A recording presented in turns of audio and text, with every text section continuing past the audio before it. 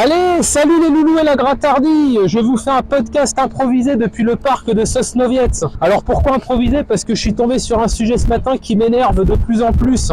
Il va falloir arriver à tuer le bourgeois qui réside en chacun de vous. Et alors là, vous allez me dire, mais on n'est absolument pas fortuné, de quoi tu nous parles? Oui, vous avez tout à fait raison, je parle pas du bourgeois fortuné, je parle du bien-pensant qui vous empêche d'ouvrir votre gueule et de répandre votre sainte verve pendant justement un débat ou pendant une discussion un peu animée sur des sujets chatouilleux, et au final qui fait que vous devenez une partie du problème et que vous n'arrivez pas à vous libérer justement de ce carcan. Alors on va en parler un peu aujourd'hui, et pour ceux qui découvriraient ma chaîne, je m'appelle Le Grattard. Alors c'est pas mon vrai nom, vous l'avez compris, mais c'est un nom, on va dire un peu un nom d'artiste, c'est sur ce nom-là que je me suis fait connaître. Et si ma chaîne vous fait un peu marrer, eh ben écoutez, vous inscrivez, vous laissez un petit commentaire, et encore une fois, c'est pas grave de pas être inspiré pour un commentaire, tu mets juste référencement. Pour moi c'est une aide énorme, et ça va aider justement un peu la bonne parole à se répandre, et tu peux même partager la chaîne à d'autres personnes, ça m'aidera encore plus. Allez, maintenant on va vraiment rentrer dans le vif du sujet, c'est parti! On va attaquer tout de suite en mettant les pieds dans le plat. Si tu t'es déjà retrouvé à une soirée avec des amis, je parle pas d'un truc organisé par le travail. Le lieu de travail, c'est un endroit, effectivement, il faut faire preuve de discrétion parce que c'est par là qu'arrive le pognon, et le pognon, c'est le nerf de la guerre. Donc là, moi, j'en voudrais jamais à quelqu'un qui protège son identité sur son lieu de travail. Je parle de gens qui sont comme vous et moi, qui ont une bande, qui sont à un repas, et arrive un sujet un peu fâcheux. Ça peut être, par exemple, le sujet de migrants, ça peut être la propagande LGBT, ça peut être n'importe quoi. Et ces mecs, on en a tous vu, moi le premier, j'arrive maintenant en soirée à les repérer, ces mecs-là. C'est des mecs qui étaient extrêmement loquaces sur plein de sujets. On parlait de cinéma, on parlait de randonnée, on parlait de bouffe, etc. Alors là, ils étaient prolixes. Ah oui, je connais telle spécialité, je connais ceci, je connais cela. Et alors, dès que le sujet problématique arrive, le silence des morts, muet comme une carpe, dis donc. Et si ça, c'est pas suspect, faut m'expliquer ce que c'est. Et alors, en général, les mecs, ils font juste « Ah ouais, c'est vrai. Ah ouais, c'est vrai. » Et ils suivent le troupeau quand le troupeau a décidé qu'en fait, il fallait penser de ce sujet, il fallait en penser ce que pense la gauche et l'extrême gauche, etc. Et ben moi, je vous dis, si vous-même vous êtes comme ça, ou si vous en connaissez des comme ça, sachez que vous êtes, ou que ces gens-là sont une partie du problème. Je vais vous expliquer un truc et je vais vous donner des anecdotes personnelles. Il est possible, en France, de dire ce que vous pensez réellement des sujets qui nous gonflent sans vous faire ruiner votre vie sociale.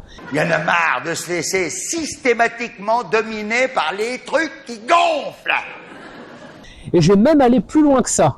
On imagine, vous êtes à une soirée, vous dites vraiment ce que vous pensez de l'immigration non blanche, des narinoptères, de ce que vous voulez, et on imagine que vos amis d'un coup vous disent « Non mais attends, franchement, là t'as vraiment déconné, hein, t'as fait un sacré dérapage, je vois pas pourquoi tu t'es mis à dire ça. » Et alors ça fait quoi? Ça vous tue ça? Ça vous fout en l'air? Faut arrêter les conneries. Ça va pas vous filer le cancer, ça va pas vous filer une angine, ça va même pas vous filer un rhume des foins. Et alors là, je vais justement aller beaucoup plus loin. C'est quoi qu'on appelle l'esprit bourgeois? L'esprit bourgeois, c'est le fait de vouloir plaire à tout le monde, mais comme je dis toujours, à force de vouloir plaire à tout le monde, on finit par ne plaire à personne.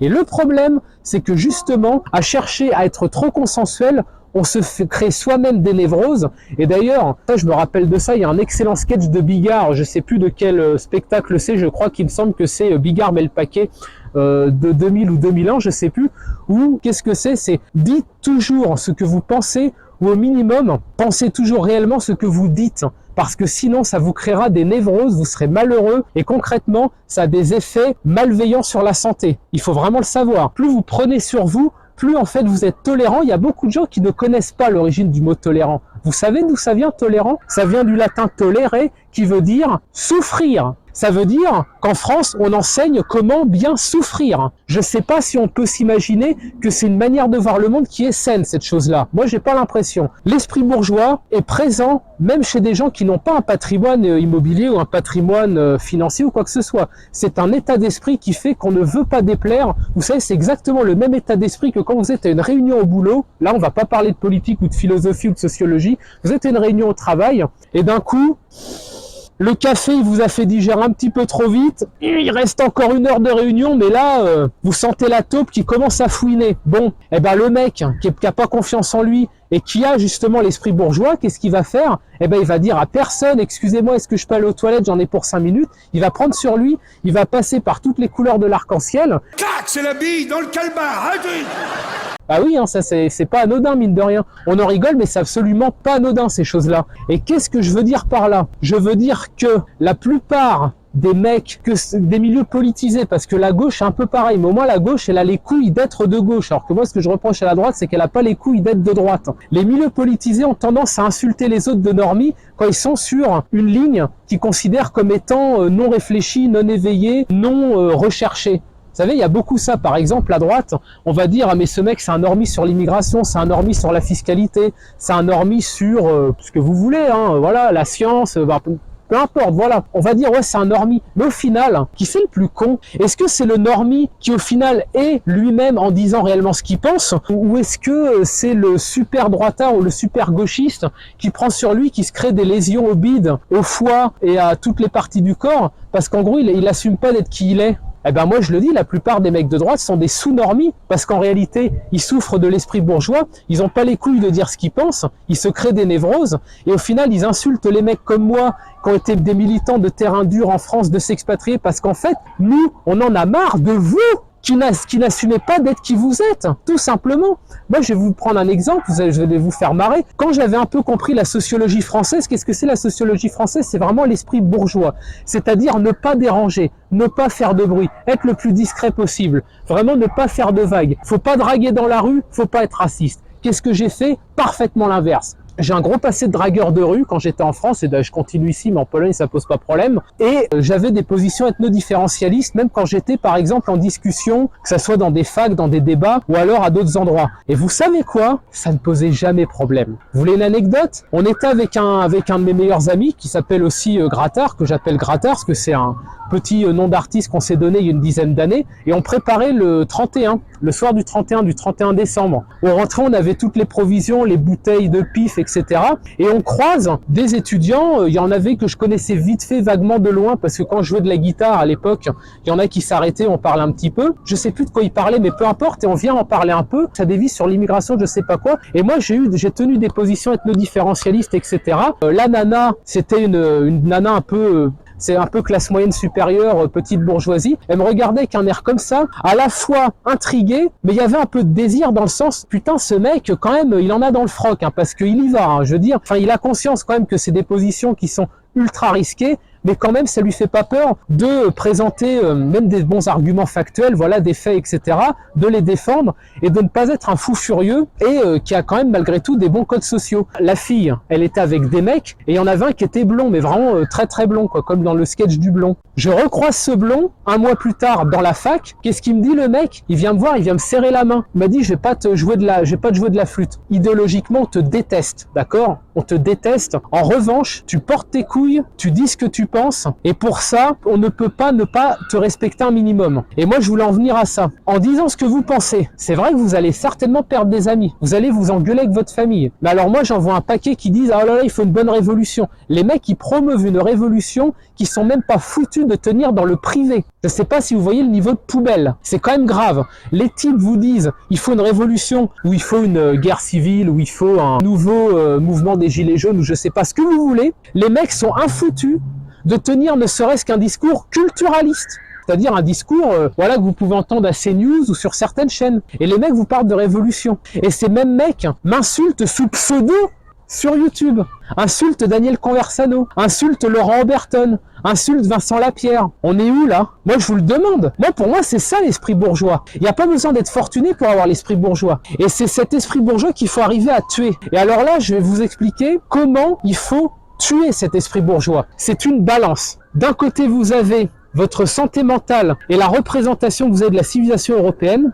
Et de l'autre côté, vous avez l'opinion que les gens ont de vous. Et là, pour le moment, vous êtes comme ça. L'opinion que les gens ont de vous, elle est plus importante. Vous vous chiez dessus à l'idée, en fait, d'être ce que vous êtes, c'est-à-dire un type normal. C'est quand, en fait, les flux s'inversent et que vous vous rendez compte de l'importance pour l'avenir de la civilisation européenne, et la France fait partie de la civilisation européenne, n'en déplaise à Rougeron et à tous ces enculés de souverainistes, que vous arriverez à lancer votre sainte verve à l'assaut de toutes les saloperies que vous balance le centre, la droite couille molle et l'extrême gauche. Et quand vous allez comprendre ça, vous allez devoir, il n'y a pas de méthode miracle, vous faire violence. C'est exactement comme quand on veut perdre du poids. Quand on veut perdre du poids, il n'y a pas de méthode miracle où vous allez prendre une pilule et vous pourrez continuer à bouffer du Häagen-Dazs, du Nutella et à vous faire des raclettes. Ça n'existe pas, c'est impossible. C'est où on veut perdre du poids, ou on bouffe de la raclette. Eh ben, on ne peut pas vouloir plaire à tout le monde et être révolutionnaire. Ça ne marche pas, ça ne fonctionne pas.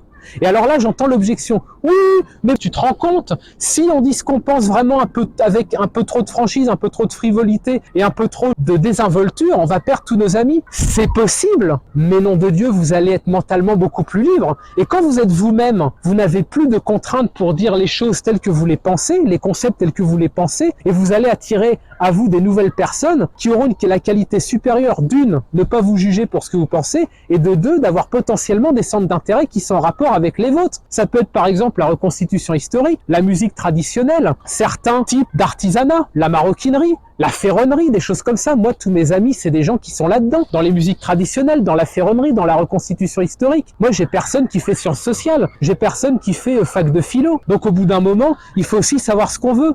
Donc, comment tuer l'esprit bourgeois? C'est se faire violence. Il n'y aura rien de gratuit. Un jour, vous allez être en soirée et il y a le mec sympa, parce que ça, c'est toujours pareil, c'est toujours le mec sympa qui est souvent un peu le plus à gauche. Voilà, c'est ça, c'est malheureux, c'est souvent comme ça, qui va dire ouais, mais de toute façon, il y aura toujours des pays un peu bizarres, voilà, tu vois, un peu comme la Chine, un peu comme la Hongrie, voilà, qui refusent l'autre, etc. C'est pour la libération d'Abel Chemoul, prisonnière les geôles fascistes. Et là, il faut vous interposer et dire, mais qu'est-ce que tu veux dire par refuser l'autre? Quel autre? Est-ce que c'est un autre qui, en fait, apporte une valeur ajoutée? Ou est-ce que c'est un autre qui, comme en France, vient poser des bombes et vient attaquer les gens sur le fait racial? Là, ça punch, et là, vous clivez. Petite dédicace pour les cathos qui pourraient me regarder. Le Christ a dit, je suis venu apporter non pas forcément la paix, mais le glaive. Pas pour tuer, je précise, pour trancher, pour créer une démarcation. Il faut que vous créiez une démarcation, c'est très important. Et c'est comme ça qu'on tue l'esprit bourgeois. C'est très très important, c'est de cette façon qu'on y arrivera.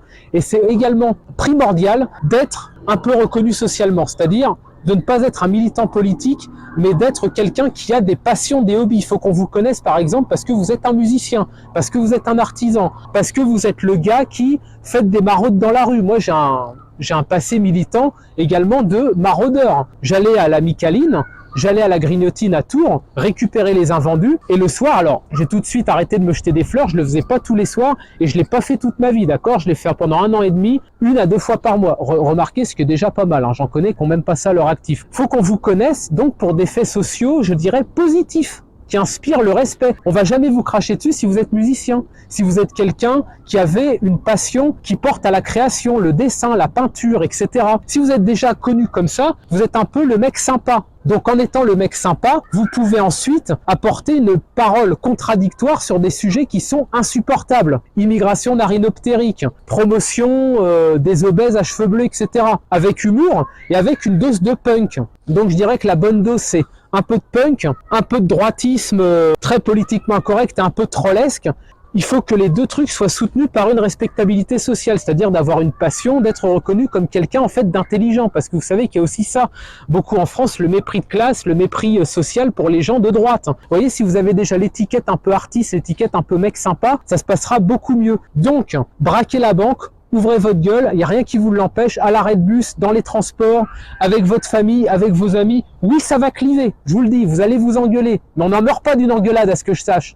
Et ça va vous libérer, vous allez attirer des bonnes gens à vous. Donc, détruire l'esprit bourgeois, c'est la base. Et ensuite, on renaît, et ensuite, on fait des grandes choses. Allez, abonnez-vous, lâchez un commentaire, et à la revoyure.